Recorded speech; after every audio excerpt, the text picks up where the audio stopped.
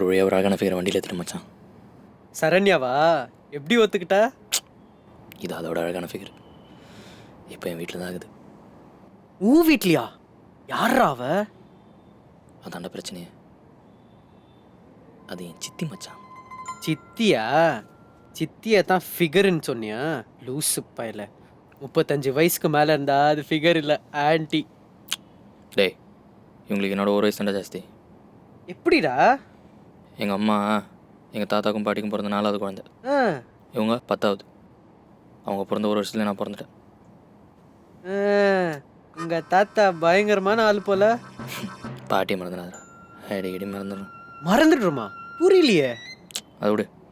இப்போ நான் அவங்கள சித்தியாக பார்க்குறதா ஃபிகராக பார்க்குறதா? என்ன கேள்விடா இது? சித்தியா தான் பார்க்கணும். உனக்கு புரியல மச்சான். நான் அவங்கள சித்தியாக பார்க்க எவ்வளோ ட்ரை பண்ணாலும் முடியலடா. ஆனால் அப்படி பார்த்தா ஆகணும். நீ உங்களை பார்த்து அப்படி பேச மாட்டேன்.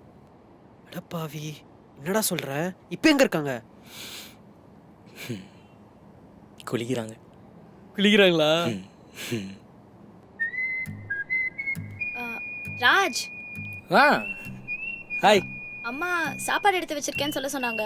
சாப்பிட வந்துரு. ஆ, நீங்கள் போங்க, நான் பின்னாடியே வரேன். ரெண்டா? ஆ, ஆமாம். ஹாய் சொல்கிறேன். ஹாய். குளிக்கலையா? அட பாவி. இல்லை நீங்கள் போங்க.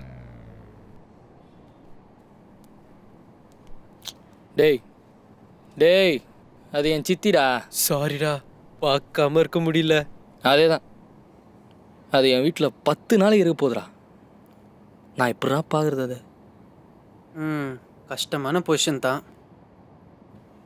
பெஸ்ட்டு, எதுவும் செய்யாத. ஏய் மச்சான். அப்படி சொல்லடா. நேச்சுரலாக நடக்கிறத நேச்சுரலாக நடக்க விடு.